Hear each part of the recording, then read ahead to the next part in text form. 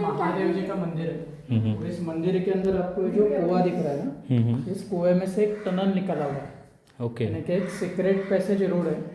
ये जो रास्ता है वो इस किले के ऊपर से होकर डायरेक्ट मालवन गांव में इसका एग्जिट पॉइंट है। मतलब जहाँ से अभी आपने आते समय फेरी लिया ना किले के, तो समुंदर के नीचे से जाने वाला ये रास्ता निकला हुआ है वहाँ पे। हाँ, मालवन में डायरेक्ट एग्जिट है इसका। तो यहाँ पर नीचे जाने के लिए कुछ छोटे छोटे पत्थर लगाए हुए थे। इन पत्थर के ऊपर से अपने जो सोल्जर्स होते थे वो नीचे जाते थे। और ये जो तो आपको दो गोल होल दिख रहे हैं, उसको मशाल वगैरह लगाकर रखी जाती थी। तो अंदर से जाते समय लोग मशाल लेकर ट्रैवल करते थे। अब ये जो रास्ता है, ये साइड का जो सामने वाला दीवार है ना, उसके जो पत्थर का कंस्ट्रक्शन दिख रहा है, उसके 7 लाइन छोड़ के नीचे वाले साइड में अंदर पत्थर दिख रहे हैं। ये जो रास्ता है वहाँ से उसका ओपनिंग था। और एग्जिट पॉइंट मालवन में ओझर नाम का विलेज है, वहाँ पर इसका एग्जिट पॉइंट है। ओके। अब ये रास्ता यहाँ से ब्रिटिशों के टाइम में बंद किया गया, लेकिन वहाँ से रास्ता आज भी ओपन है। मतलब वहाँ से आप रास्ता देख सकते हो पूरा। अरे यहाँ से जो रास्ता है वो बंद किया हुआ है। ओके। अब ये रास्ता बंद करने के पीछे रीज़न क्या था कि उस टाइम में जो टनल्स वगैरह थे वो ज़्यादातर वॉर के टाइम में इस्तेमाल किए जाते थे। मतलब किले के ऊपर किसी ने अटैक किया तो किले को डिफेंड करने के लिए, सोल्जर्स लाने के लिए, राशन गन पाउडर लाने के लिए इसका इस्तेमाल किया जाता था। और मराठों के टाइम में ज़्यादातर टनलों का इस्तेमाल किया गया है। तो ब्रिटिशों ने बंद क्यों किया कि ब्रिटिश जब भी मराठों के साथ लड़ते थे तब उनका कॉम्बैट किसके किसके साथ हुआ, तो रानी के तौर पर तारा रानी थी उसकी, जो कि लड़ती थी उनके खिलाफ। और उस टाइम में जो एक नेवल इंचार्ज थे वो तुलोजी आंग्रे करते थे। ओके। मराठों के नेवल इंचार्ज, तो उनके साथ में ब्रिटिशों का बहुत ज़्यादा कॉम्बैक्ट हुआ है। तो तब के टाइम में टनलों का इस्तेमाल करते थे, ब्रिटिशों को ये टेक्निक का मालूम नहीं था।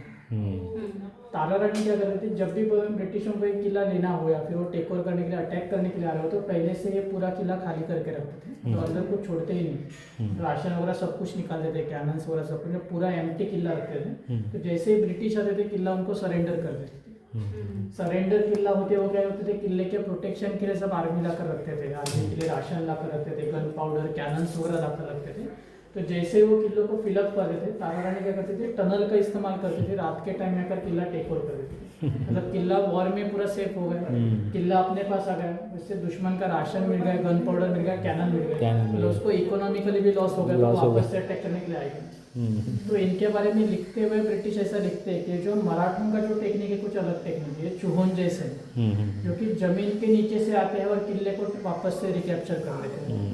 तो ये टेक्निक का उनको मालूम नहीं था, इसलिए उन्होंने क्या चूहोन जैसा उन्होंने एक शब्द डाला हुआ है। क्योंकि ये जो टेक्निक्स वो इंडिया में बहुत सालों से इस्तेमाल हो रहा है, फॉरेन कंट्रीज में टेक्निक उनको मालूम नहीं।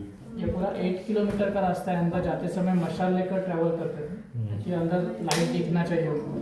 और मशाल का और एक बेनिफिट था कि इसको जो वेंटिलेशन होता था वो नेचुरली होता था, तो जितना भी ऑक्सीजन आता था वो नेचुरली अंदर आता था।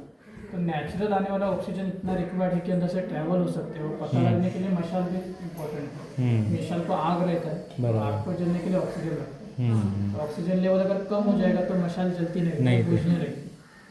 तो ये उनको लिए प्लस पॉइंट है, जाते समय मशाल लेकर जाते थे, मशाल जलने के अंदर ऑक्सीजन ट्रैवल करते थे, मशाल अगर बुझने लगी तो ऑक्सीजन लेवल कम होता था, वो रिटर्न आते थे, आगे ट्रैवल नहीं करते। तो इस टेक्निक का इस्तेमाल करने के लिए भी एक्सपीरियंस लगता है। जिसके पास एक्सपीरियंस है कि कितना मशाल है, अभी कितना जा सकते हैं अंदर, तो कितना ऑक्सीजन बचा होगा, जिसको मालूम है वही ट्रैवल कर सकते हैं। इसलिए ब्रिटिशों का इसका कुछ भी इस्तेमाल नहीं था, इसलिए रास्ते उन्होंने बंद किए।